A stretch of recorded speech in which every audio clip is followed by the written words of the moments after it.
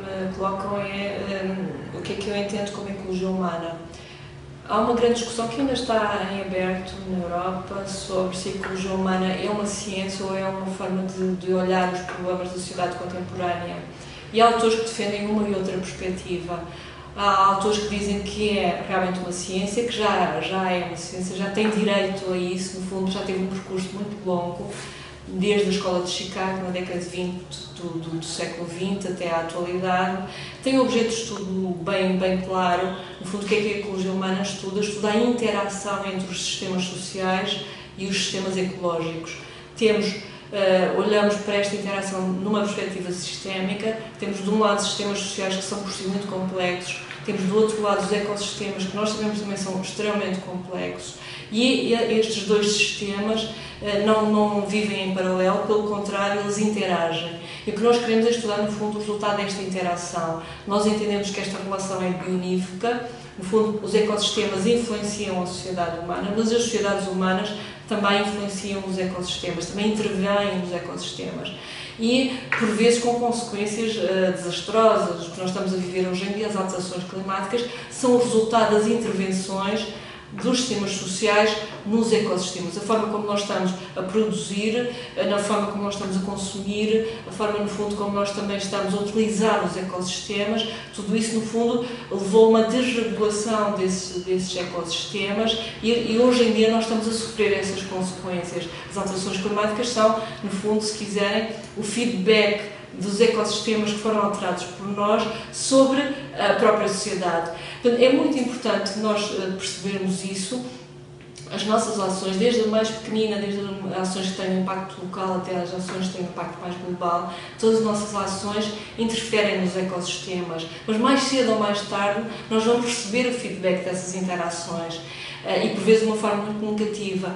É muito importante existir uma ciência que realmente estude esta interação. Em que é que, por exemplo, nos diferenciamos da sociologia? Que a sociologia estuda os sistemas sociais por si, desde os mais simples, desde o indivíduo, uma classe, uma comunidade, um povo, etc. Estuda os sistemas sociais por si. Outras ciências naturais, a botânica, etc., estudam os ecossistemas, mas era preciso estudar estes dois sistemas de uma forma holística, integrada, numa perspectiva sistémica. No fundo, esse é o nosso objetivo. Como disse, ela nasce desde a escola de Chicago, na década de 20, e foi interessante porque ela nasce a partir da ecologia. Eram dois sociólogos e eles quiseram estudar o crescimento da cidade de Chicago, numa altura em que a cidade estava a crescer muito, a atrair muitas populações que vinham de fora, populações migrantes, e utilizaram conceitos que foram buscar à biologia. Portanto, ela nasce muito ligada à biologia. No início não tinha forma, digamos, melhor para explicar a evolução do centro da cidade. No início era ocupada a população branca, mas depois, quando vieram as populações negras, começaram também a ocupar esse centro da cidade e a população branca começou a migrar para a periferia, construindo bairros periféricos com melhor qualidade de vida, mas também para se separar das populações migrantes mais pobres que, entretanto, foram ocupando o centro da cidade. E quanto mais população negra e migrante chegava, mais a população branca fugia para a periferia. E, portanto, acabámos por ter uma cidade com um zonamento racial muito claro, em que as populações mais pobres, negras ou não, viviam no centro da cidade, as classes médias altas foram para a periferia. Portanto, um processo de competição pelo uso do espaço. E essa evolução da cidade de Chicago foi explicada usando conceitos da biologia. Também as plantas competem pelo uso do espaço, competição, sucessão, etc. Mas a partir daí ela teve de definir um percurso próprio. Na altura, vários cientistas de outras ciências, da geografia, da antropologia, por exemplo, da própria filosofia, acharam interessante esta ideia de tentar explicar esta interação entre os sistemas sociais e o seu ambiente e começaram a dedicar-se, no fundo, a criar uma área de investigação própria. Portanto, ela fez um percurso que começou por ser muito especializada, tal como a ecologia das plantas ou a ecologia animal, por exemplo. Ela fez o percurso inverso. Da especialização passou para a interdisciplinariedade e da complexidade local de um pequeno bioma para a complexidade global. Portanto, ela hoje em dia distingue-se claramente da ecologia, criou um objeto de estudo próprio. Não digo que tenham metodologias próprias em termos metodológicos, uma vez que nós defendemos também esta pluridisciplinariedade que esteve na origem da própria ecologia humana. Nós utilizamos quer metodologias quantitativas, quer qualitativas. Eu defendo que elas não se excluem, pelo contrário, são metodologias que são complementares. Por vezes nós precisamos dos números para explicar uma determinada realidade, por vezes precisamos de interagir com as pessoas, fazer entrevistas, questioná-las, dar-lhes voz para compreendermos melhor essa realidade. Porquê é que nós precisamos de uma ciência que, à partida, se define como pluridisciplinar?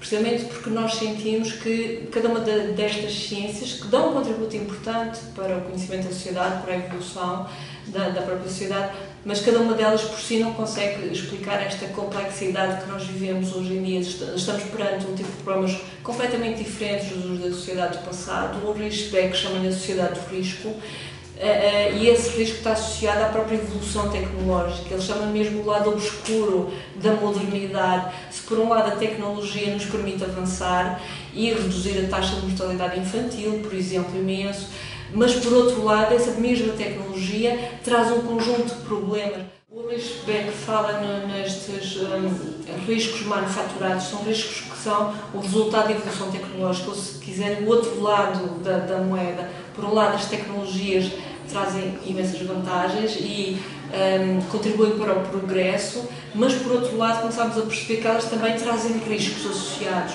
E esses riscos são completamente novos para a sociedade, não há um referente histórico. É algo que está a acontecer agora, nós estamos a viver agora, e são riscos novos, não há referencial histórico. Já os riscos naturais, por exemplo, no caso dos vulcões ou dos tremores de terra, nós já temos um referencial histórico.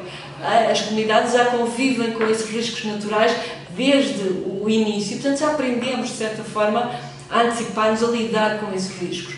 Os riscos manufaturados que nos fala o Beck, no contexto da sociedade do risco, são coisas completamente diferentes, resultam da evolução tecnológica e colocam-nos um enorme desafio.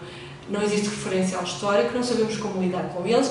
Mais grave ainda, por vezes, ao tentar encontrar uma solução para um risco criado, estamos a criar novos riscos. São desafios enormes e estes desafios que a sociedade contemporânea vive têm que ser abordados de uma forma diferente. Eu penso que a ecologia humana traz-nos esta nova leitura. É uma ciência que tem esta capacidade de recuar um bocadinho e ter esta perspectiva mais global, mais holística, mais integradora e perceber tudo o que está em jogo e então, finalmente, tentar encontrar ou contribuir com soluções para minimizar alguns desses riscos. Ela é claramente pluridisciplinar, portanto, é diferente das outras ciências que vivem dentro de silos epistemológicos, como a filosofia, a geografia e todas as outras ciências. Ela propõe-se ter esta visão transversal, não por silos, não vertical, mas transversal. E é, no fundo, também um espaço que permite acolher pessoas que vêm de ciências muito diferentes, mas que encontram na ecologia humana este espaço de liberdade para pensar, para interagir. São pessoas que têm capacidade para estabelecer pontos com outras ciências. Eu acredito que é uma predisposição que existe dos investigadores, dos alunos, que sentem esta necessidade, estão predispostos e têm capacidade para isso e vontade de estabelecer essas pontes, mas eu penso que o resultado é realmente muito positivo. É um ambiente de grande liberdade, de profunda interação, de crítica também, de integração de outros conhecimentos, mas no final nós conseguimos produzir um conhecimento próprio e então estamos já na fase da transdisciplinariedade, o conhecimento que é produzido sintetizando o conhecimento que nós vamos buscar a todas as outras ciências e muitas vezes partindo de um problema muito específico e para o qual nós tentamos encontrar algumas soluções. A ecologia norte-americana, no fundo, nós na Europa seguimos muito a ecologia tal como ela surgiu a partir da Escola de Chicago, embora hoje em dia nos Estados Unidos a ecologia humana, pelo menos aquilo que conheço do College of the Atlantic, aquela universidade onde só se ensina a ecologia humana, eles têm uma perspectiva um bocadinho diferente, mais ligada à antropologia, é mais o estudo da família, do consumo, do vestuário, das práticas, etc. Na Europa é uma ecologia humana um pouco mais eclética.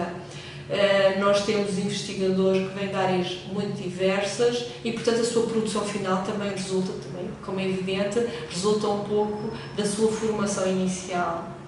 A minha formação inicial é em Geografia e, portanto, eu também, dentro da Ecologia Humana, não vou negar o meu passado, pelo contrário, foi a partir da Geografia Humana que eu cheguei à Ecologia Humana. Portanto, é natural que também a minha produção tenha sempre algumas raízes na Geografia.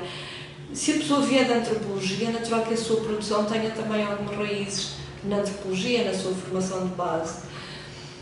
Esta, na verdade, por vezes é uma crítica que se faz à Ecologia Humana. Bom, mas então onde é que estão as vossas fronteiras? Nós sabemos onde é que está a fronteira da Geografia, a fronteira da Economia, a fronteira da Filosofia. Recebendo investigadores da áreas tão diversas, onde é que estão as vossas fronteiras? Bom, eu penso que realmente nós podemos também provocar, é uma pergunta que é provocatória, nós podemos responder da mesma forma também provocatoriamente. Mas porquê que são necessárias fronteiras? Porquê que temos que criar fronteiras na ciência? Hoje em dia vivemos num mundo globalizado, há aspectos negativos que resultam do processo de globalização, outros positivos, e esse processo de globalização resultou do facto das fronteiras se terem esbatido. De facto, hoje em dia temos uma enorme mobilidade, circulamos muito facilmente, etc. Porquê que dentro da fronteira, porquê que nas ciências nós temos que definir fronteiras? Podemos então também tentar fazer este exercício de diluir as fronteiras dentro das ciências para podermos criar um espaço mais amplo de interação. E, portanto, quando me perguntam onde é que estão as fronteiras da Ecologia Humana, eu posso dizer, bom, mas porquê nós não sentimos necessidade de definir tão claramente essas fronteiras? Nós sentimos bem dentro deste espaço interdisciplinar. Penso que temos contribuído de forma muito positiva para a produção de conhecimento, nomeadamente na Europa e também nos Estados Unidos. Em relação à Ecologia Humana no Brasil, na verdade, este foi o primeiro contacto, foi a primeira vez que eu estive no Brasil e que tenho interagido com a produção científica no Brasil.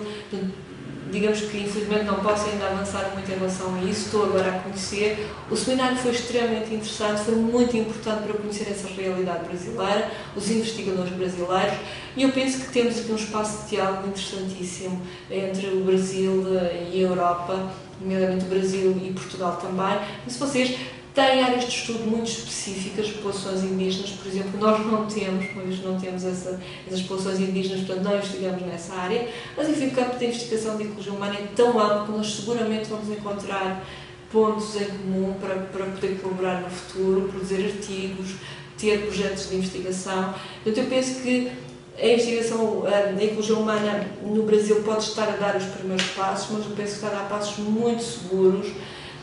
As pessoas que estão envolvidas nesta área sabem claramente o que querem, sabem claramente para onde querem levar a Ecologia Humana, são excelentes investigadores e, portanto, eu acho que terá seguramente um grande sucesso no futuro.